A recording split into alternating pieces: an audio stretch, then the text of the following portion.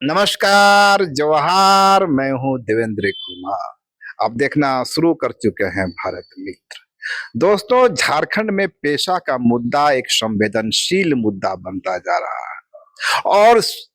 जो झारखंडी समाज है उसके अलग अलग हिस्से से अलग अलग चिंताएं सामने आ रही है। कुछ दिन पूर्व हमने आपको सद्दान समाज की जो चिंताएं थी उससे अवगत करवाया था, उनकी आशंकाओं से आपको रूबरू करवाया था। लेकिन अब उसी आदिवासी समाज से एक चिंता बाहर निकलती हुई दिखलाई पड़ने लगी है। दरअसल मैं बात कर रहा हूं सिक्स्थ शेड्यूल पैटर्न की, जिसकी मांग झारखंड में झारखंड के जो पेशा का नियमावली बनना है उसमें समाहित करने की जो मांग की जा रही है उस संदर्भ में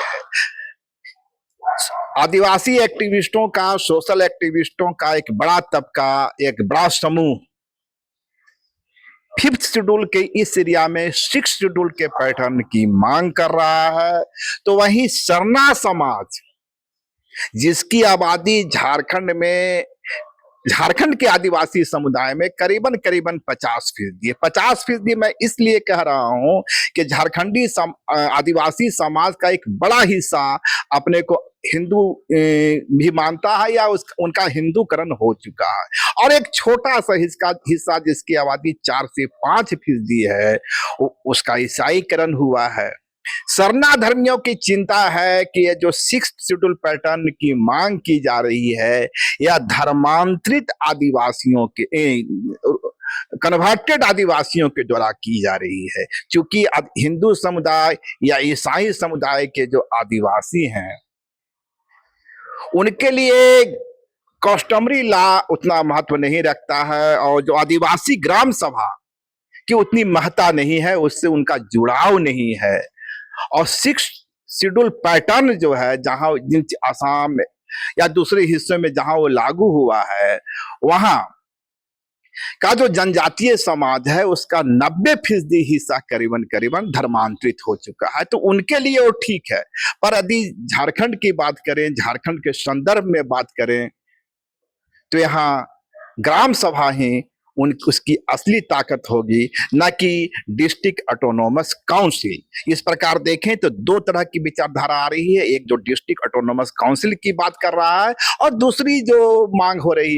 है ग्राम सभा या आदिवासी ग्राम सभा का सशक्तिकरण।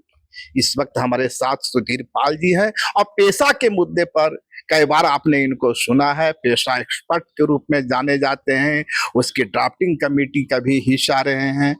तो सुधीर जी, मैं जी इन विधियों की चर्चा कर रहा हूँ। पहले तो हमें ये बताइए आपके सिक्स शेड्यूल पैटर्न क्या है, और क्या ये जरूरी है कि उसे लागू ही किया जाए झारखंड में? ऐसी कोई बाध्यता है क्या? देखिए, एक तो पेशा 1996 जो है, उसमें 4O जो कहता है, तो 4O में ये प्रोविजन की गई है कि स्टेट को ये कोशिश करनी चाहिए, और थोड़ा अफर्मेटिव ढंग से कहता है कि कोशिश ये होनी चाहिए कि सिक्स शेड्यूल पैटर्न का गवर्नेंस लागू हो। शब्द जो है ये सजेशन है या ऑर्डर है? ये सजेशन नहीं, ये कहता है कि एक ढंग से कहा जाए, इसलिए मैंने एफर्मेटिव शब्द का इस्तेमाल किया। शब्द का इस्तेमाल कर रहे हैं। एफर्मेटिव शब्द का इस्तेमाल किया कि ये एक ढंग से कहा जा रहा है कि ऐसा होना चाहिए, है ना। तो सिक्स शेड्यूल पैटर्न के गवर्नेंस की बात करती है ना, कि 4O जो हमारा है।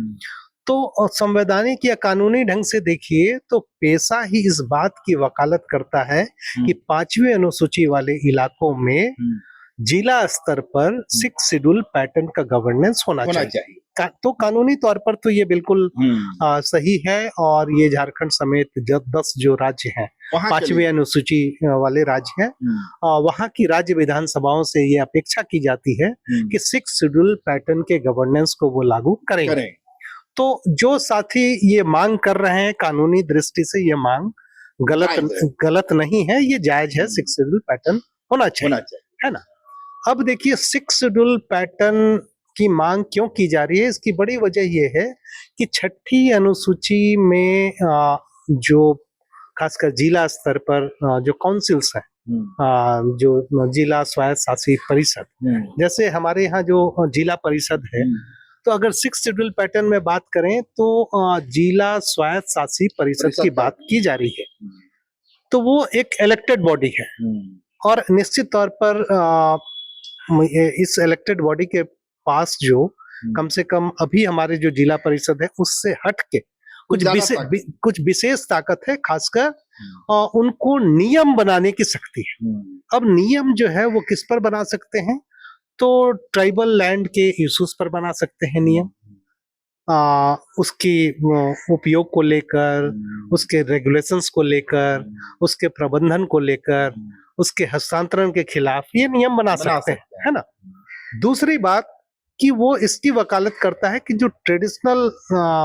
जो कस्टमरी लॉ है या जो कस्टम्स है या ट्रेडिशंस है, तो उस ट्रेडिशन के अनुरूप भी नियम या कानून बनाने की शक्ति स्वायत्त शासी जिला परिषद के पास है। वो रिकमेंड कर सकते हैं और अंततः गवर्नर उसको जो है रेक्टिफाई करेंगे, एसेंट देंगे, ये प्रोविजन है। तो ये कहने का मतलब कि मनी लेंडिंग के मामले में, लैंड के मामले में, कस्टम के मामले में ये कुछ विशेष अधिकार, फॉरेस्ट के मामले में कुछ विशेष अधिकार हैं। इस वजह से 6 शेड्यूल पैटर्न की बात की जा रही है। लेकिन अगर मुझसे पूछिए तो मेरी व्यक्तिगत राय ये है कि 6ठी अनुसूची वाले जो राज्य हैं, खासकर जो नॉर्थ ईस्ट का इलाका है, अगर वहां आप देखें तो वहां और झारखंड या झारखंड जैसे अगर उड़ीसा की बात करें, छत्तीसगढ़ की बात करें, तो निश्चित तौर पर देखिएगा कि यहाँ गांव जो है वो एक ढंग से कहा जाए तो सर्वशक्तिमान है, हाँ, ये जिसको बोला जाए स्वायत्त शासी निकाय है। और गांव के मामले में,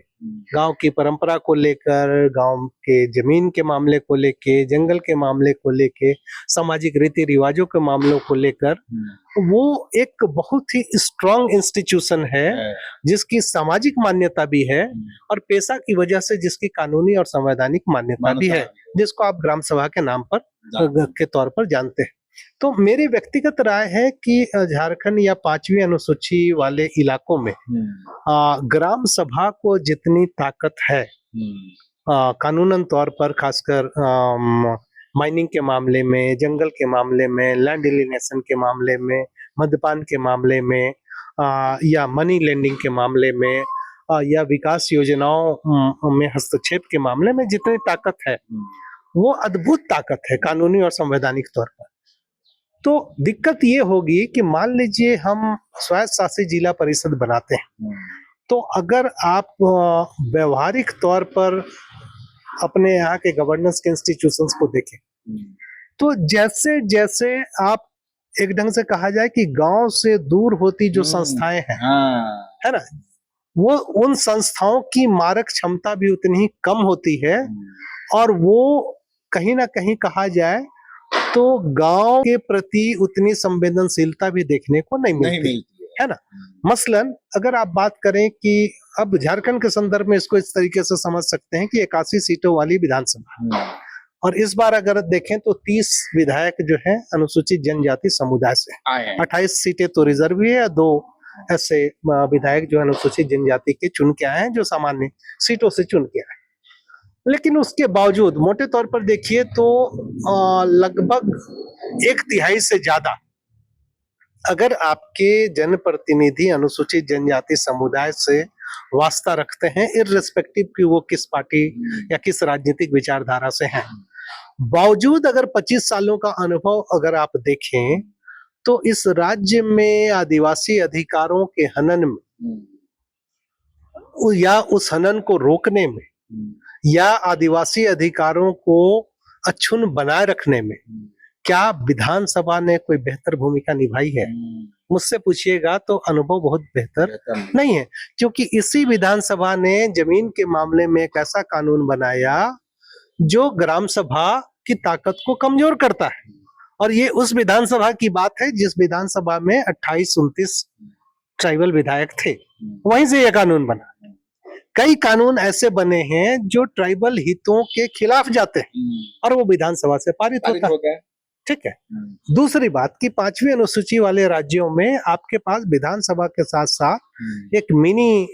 असेंबली जिसको आप कहते हैं, जिसको टैक ट्राइब एडवाइजरी काउंसिल के तौर पर, हाँ, और जिसमें सारे के सारे ट्राइबल्स ही रहते हैं, है ना। और झारखंड के संदर्भ में देखें तो मुख्यमंत्री उसके चेयरपर्सन है, बाकी जगहों पर राज्यपाल चेयरपर्सन होते हैं। यह भी अपनी बात का मुद्दा है, ठीक है ना। लेकिन बावजूद इसके ये बताइए कि टैक जो है मेरे विचार से एक टिथलेस इंस्टीट्यूशन है। टैक के फैसले जो हैं को कैबिनेट या राज्य सरकार कानून जिसको कहा जाए कि मैंडेटरी मानते ही नहीं, परामर्शदात्री समिति हाँ, है। वो केवल सलाह देने की इंस्टीट्यूशन मात्र रह गई है, जबकि उसकी संवैधानिक ताकत काफी बड़ी है। तो मैं कह रहा हूं कि झारखंड विधानसभा का स्वरूप कुछ ऐसा है कि 1/3 से ज्यादा ट्राइबल जिसको कहा जाए विधायक हर बार रहेंगे। तो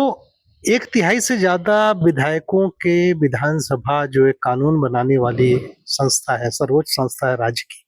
उसके बाद भी अगर आप ट्राइबल हितों की को देख नहीं पा रहे हैं, तो कहने का मतलब ये है कि जो चुने हुए जनप्रतिनिधि होते हैं, है ना, उनकी अपना उनका पार्टी का दबाव है, अपना उनकी व्यक्तिगत महत्वाकांक्षा की बात है, होने का भी अलग। और दूसरा कि जिन इलाकों से वो इलेक्टेड हो रहे हैं, तो उनका कंस्टिट्यूएंसी का स्वरूप कुछ ऐसा है कि चाह कर भी वो रिजर्व सीट से जीतने के बाद भी केवल अपने समुदाय की बात कर पाए या उनके हितों को देख पाए, ये संभव नहीं हो पाता, क्योंकि एक बड़ी आबादी, एक बड़ा वोटर ऐसा भी है जो नॉन ट्राइबल है। तो इसलिए आप देखिएगा कि जो चुने हुए प्रतिनिधि हैं, उनके रहते हुए भी आप देखिएगा कि ट्राइबल हितों के खिलाफ के कानून जो है पारित हो जाते हैं। मसलन 2017 का जो भूमि अधिग्रहण कानून है 2017 का, उसको अगर आप देखें, ठीक है, भले उस समय पार्टी चाहे जो भी रही हो, लेकिन अंततः विधायकों की संख्या तो यही थी जो ट्राइबल थे। दूसरी बात मैं ये कहना चाह रहा हूं कि ग्राम सभा जो है वो एक परमानेंट निकाय है, एक अस्थायी निकाय है, जिसका इलेक्शन से कोई लेना देना नहीं है, और चुनाव के लिए उसे विशेष प्रबंधन भी नहीं करना पड़ता, विशेष खर्च चुनाव की कोई बात नहीं है ग्राम सभा में, वो एक अस्थायी है। अब इसको आप कंपेयर कीजिए कि झारखंड में जो जिला परिषदें हैं, जो पंचायत चुनाव के बाद जो गठित हुए, इन जिला परिषदों के चुनाव को अगर आप देखेंगे तो लगभग विधानसभा या विधायकों के चुनाव से कम महत्वपूर्ण ये चुनाव नहीं रहा है ना। तो इसमें भी पैसा, प्रलोभन और ये का जो है काफी इस्तेमाल होता है। तो अब इसको दूसरे तरीके से देखें कि ये जो जिला परिषदें हैं, सपोज कीजिए कि कल राज्य की विधानसभा ने निर्णय लिया कि ये सारी स्वायत्त शासी जिला परिषद होंगी, है ना। तो स्वायत्त शासी जिला परिषद जब होगा और चुने हुए लोग जब जाएंगे, जब इलेक्शन से जाएंगे,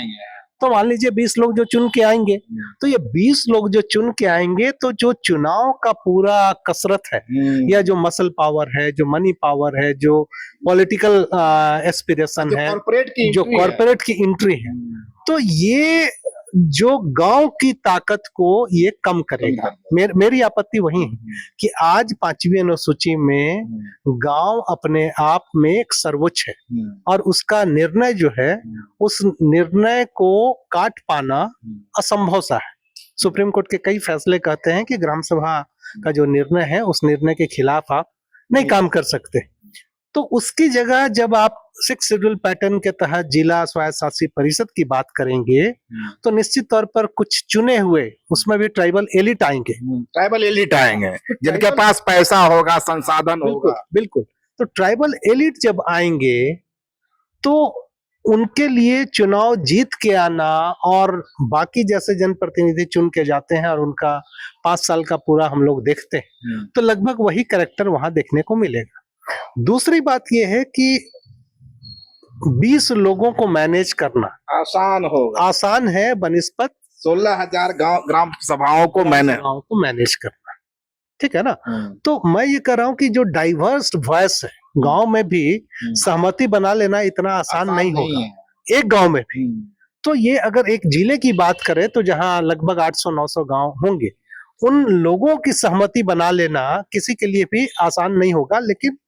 स्वायत्त शासित जिला परिषद को मैनेज करना और अपने हिसाब से नियम कानून को तब्दील कर लेना, ये किसी के लिए भी आसान होगा। ऐसे भी समझ सकते हैं कि 16, मान लीजिए कि 16 ऑटोनोमस काउंसिल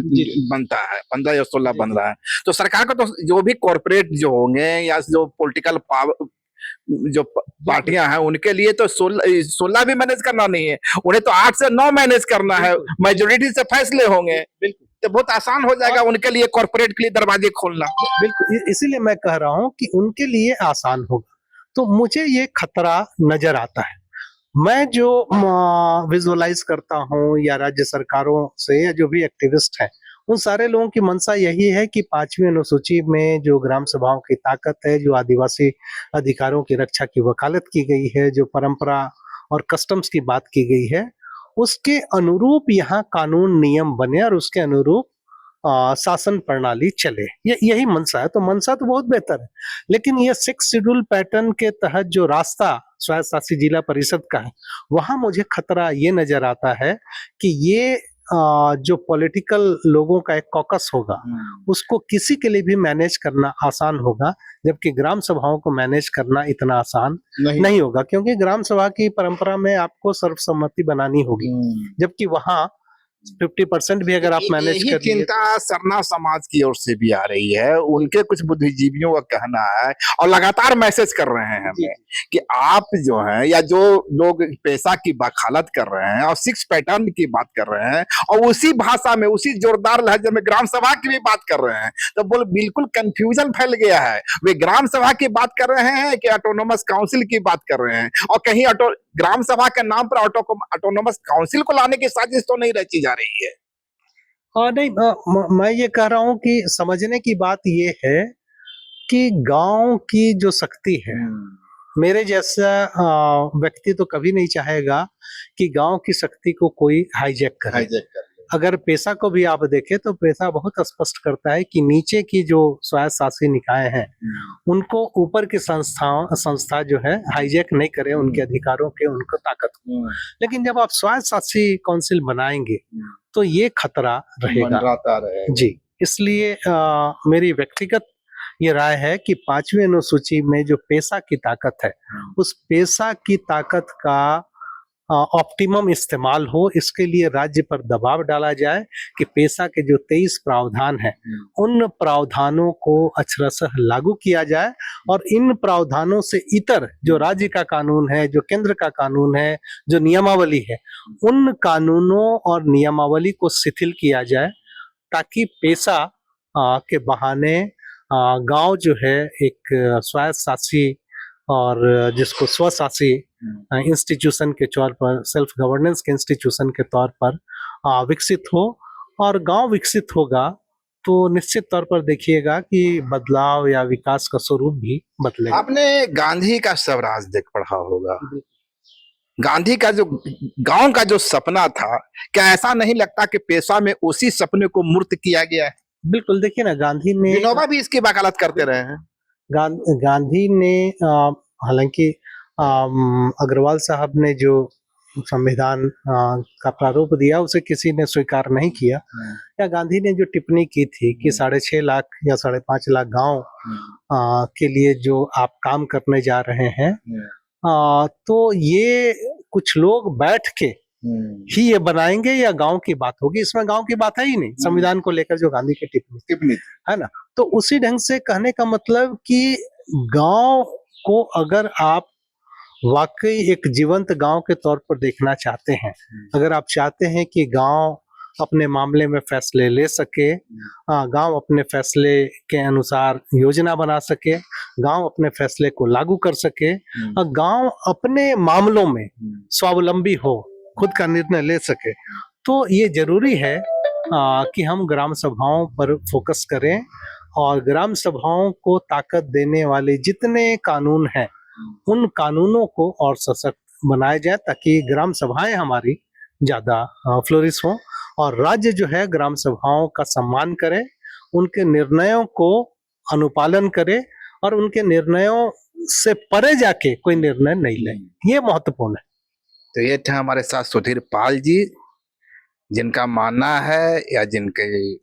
एक दृष्टि भी है अपनी कि कहीं न कहीं ग्राम सभा जो है वो पेशा के मूल में है और ग्राम सभा का सशक्तिकरण ही उसका अंतिम लक्ष्य है। और यह आशंका भी अपने जगह सही साबित हो सकती है कि ये ऑटोनोमस काउंसिल का निर्माण होता है तो उसको मैनेज करने के कई रास्ते